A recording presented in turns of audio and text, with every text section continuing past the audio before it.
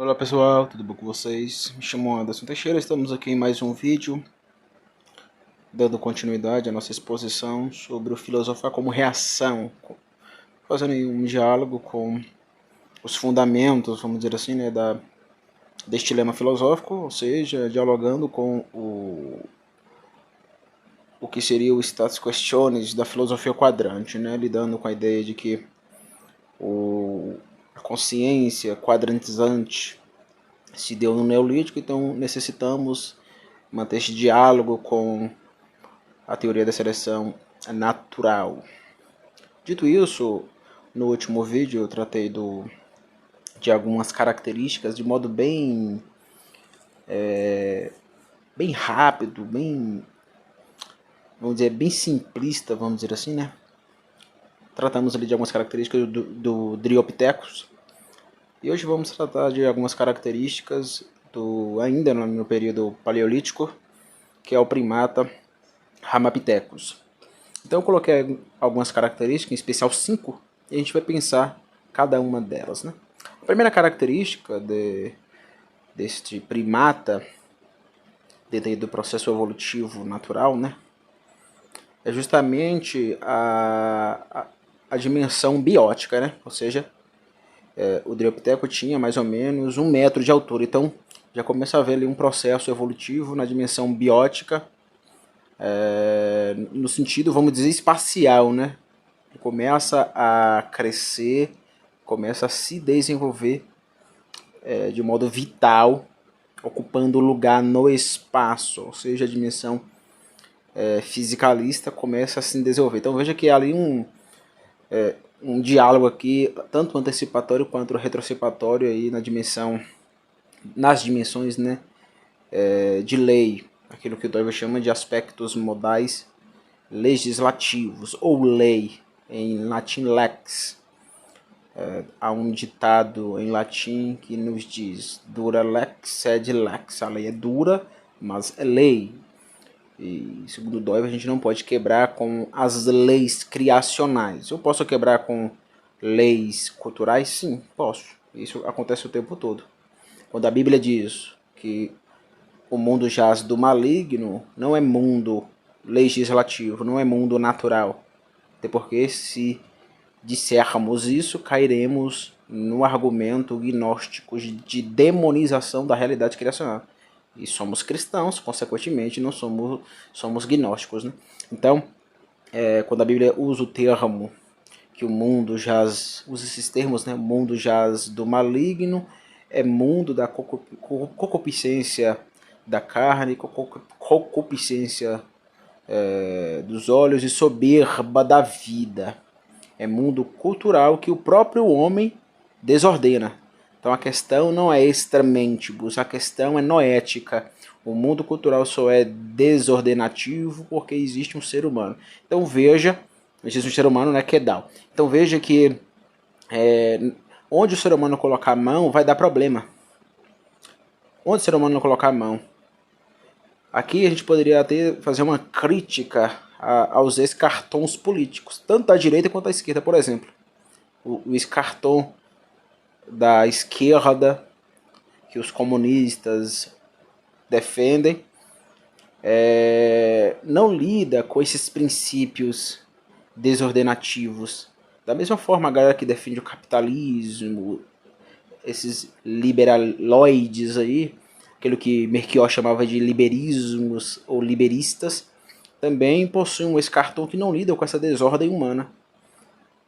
Você acha que numa sociedade anarcocapitalista não vai haver desordens? Isso é... Eu vejo católico defendendo isso. Pera aí, você crê na doutrina da queda e defende o anarcocapitalismo?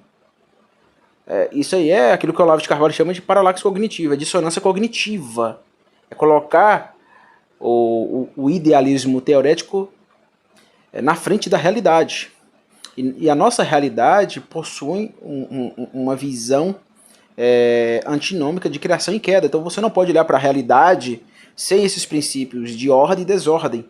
Ordem e desordem no sentido de criação e de queda. É uma dualidade antinômica. A cosmovisão cristã é antinômica, é dualista.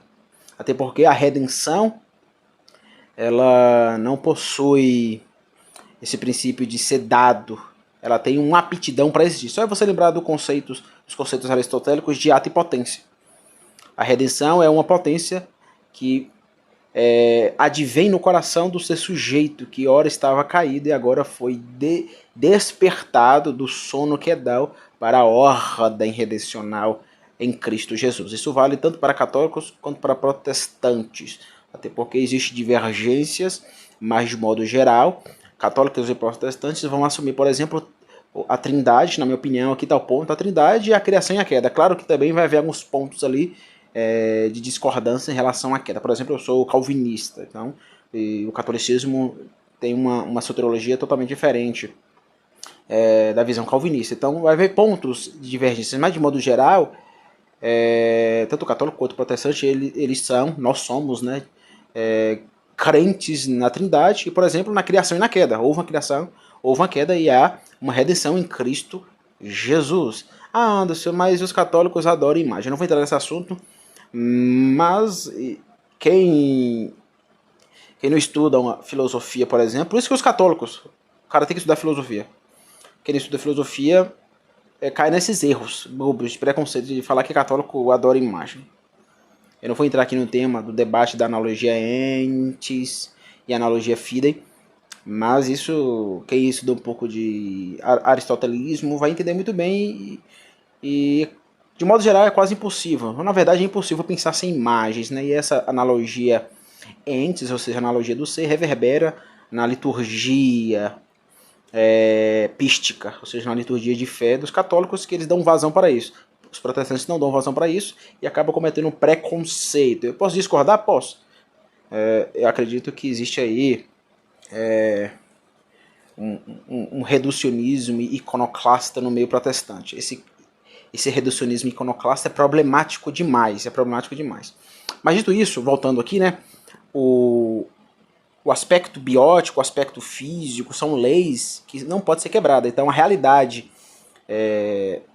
legislativa, a realidade de lei, ela não pode ser quebrada. Já a realidade de normas pode ser quebrada, né? Pode ser desordenada pelo ser humano. E como o processo evolutivo se dá no aspecto biótico, isso não significa que a gente vai anular outras dimensões dentro desse processo de evolução.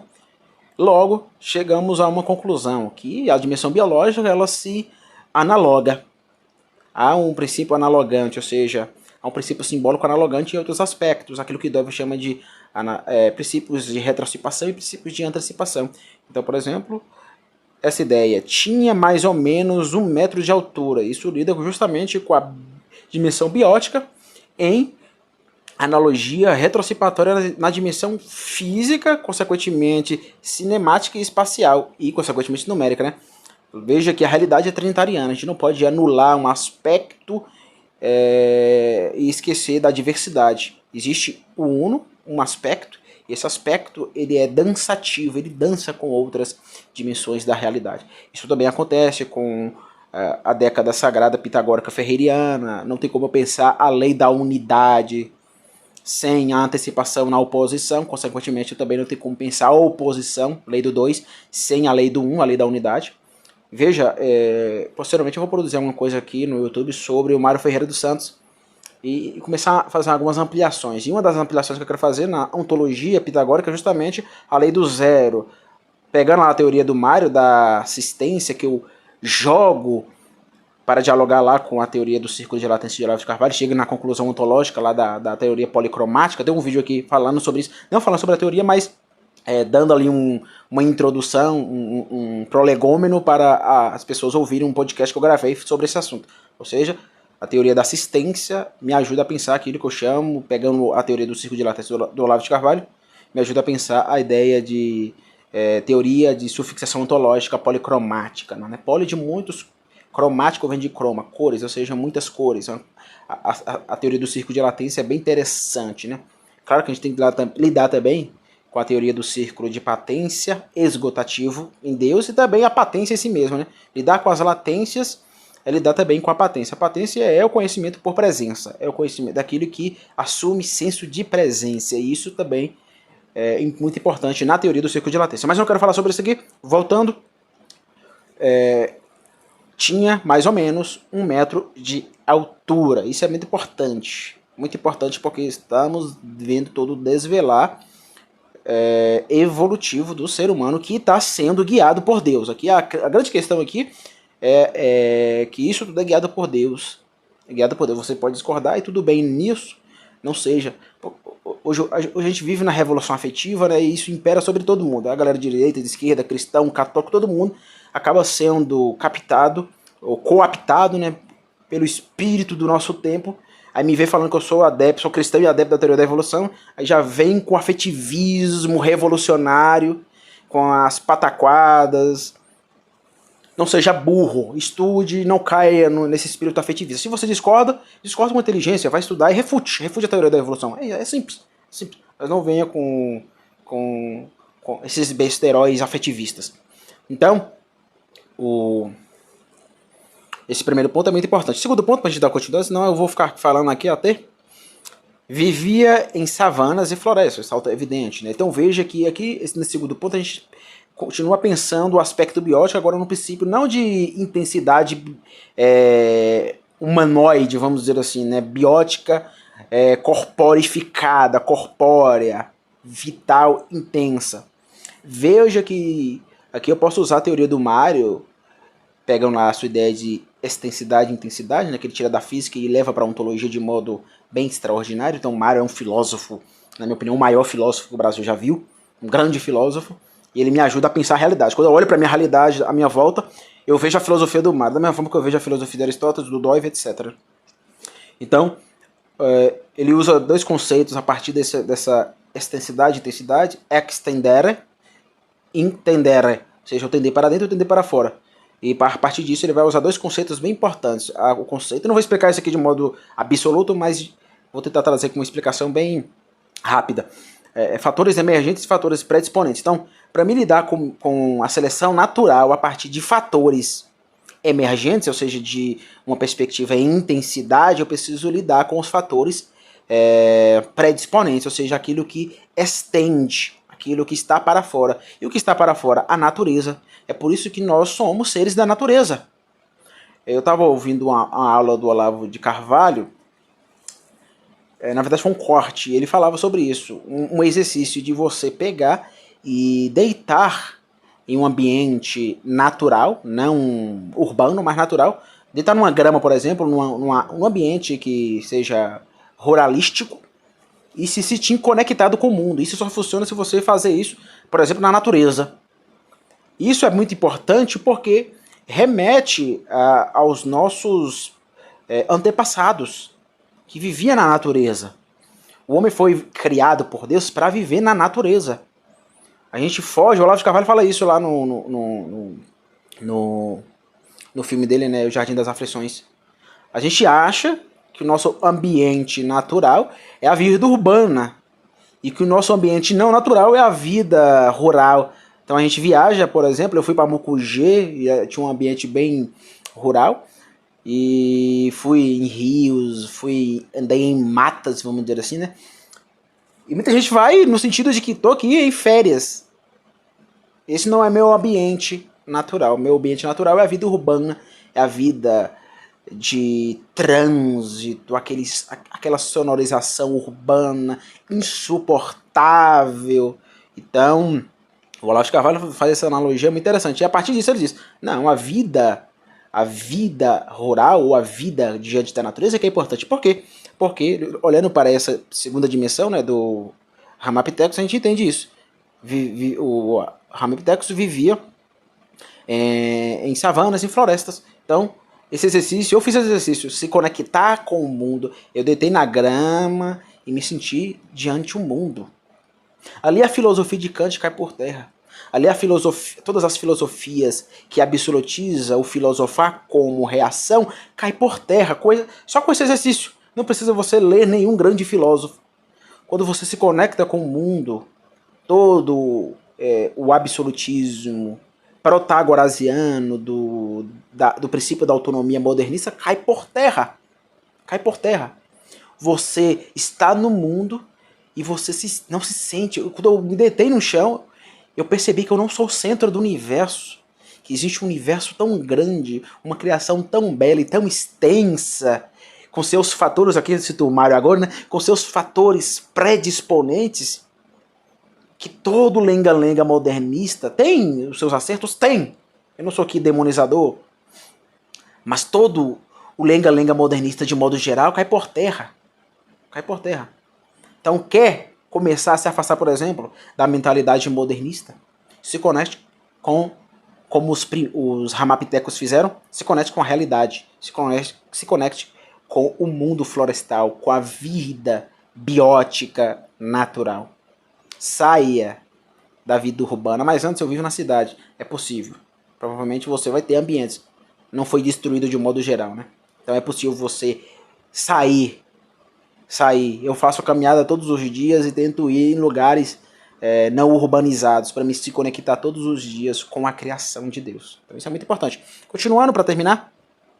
Terceiro ponto. Começou a utilizar seres entes inanimados, objetais, para espantar predadores. Então aqui já começa a aparecer o processo de desvelamento, né?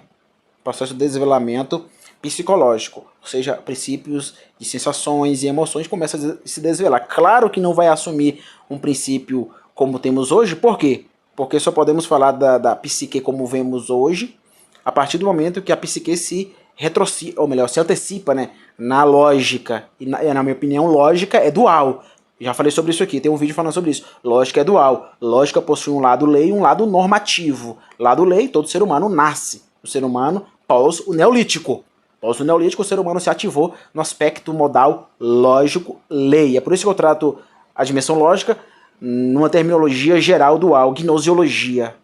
Quando um filósofo filosofa, ele precisa da lei lógica natural e ele constrói episteme ou epistemologia de modo lógico normativador. Então é esse dançar da lei, norma, norma, lei, né? Mas de modo geral, já começa a haver ali no processo de evolução, por causa de Deus, né, do atuar de Deus na psique humana, começa a haver ali já a noção, por exemplo, de perigo. Então veja que interessante. E a partir disso já começa a haver criações de inanimados objetais. É aquilo que eu chamo na filosofia quadrante, a partir do próprio Doiver, né, de ser ente inanimado modelado.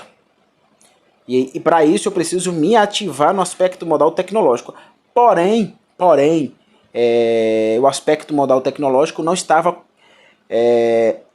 de modo emergente e ativo no ser humano. Veja que para entender o que eu digo na filosofia quadrante, você tem que estudar, por exemplo, o Doive e o Mário Ferreira dos Santos. Muita coisa que eu digo aqui é esse diálogo entre o Hermann Doive e o Mário Ferreira dos Santos. Filosofia quadrante é uma filosofia quadrante, pelo menos a metafísica, né, que coloca o Olavo de Carvalho, o Mário Ferreira dos Santos, o Aristóteles e o Hermann Doive para dialogar, entendendo toda a sabedoria judaica do Antigo Testamento. Aqui está a metafísica da filosofia quadrante. Possivelmente eu posso trazer alguma coisa aqui no YouTube, né? Mas já tem alguma coisa produzida, alguns livros publicados que eu dou algumas pinceladas, né? Mas ainda não tem uma obra final sobre esses assuntos. Então, dito isso, continuando, né? Quarto ponto, começou a carregar suas proles, ou seja, seus filhos, as pessoas que iriam viver e se desenvolver posteriormente, né? E desapareceu durante alterações climáticas, né? Coisa que a gente não tem domínio, né? Então o ser humano não tem domínio da natureza. Novamente, bater na modernidade. A modernidade quer dominar a natureza. Não vai conseguir. Não vai conseguir. Nenhum grande autoritário conseguiu dominar a natureza legislativa. Ninguém consegue fazer isso. O ser humano não pode se colocar como Deus. A idade das luzes, sapere aude, ouse saber, pense por si próprio, domine a natureza, isso é simplesmente impossível. Por isso que quando a gente olha para esse segundo aspecto, né, vivia em savanas e florestas, a gente deve entender aquilo que o Olavo de Carvalho fala. Se conecte com o mundo. Deite no chão. Veja a vida.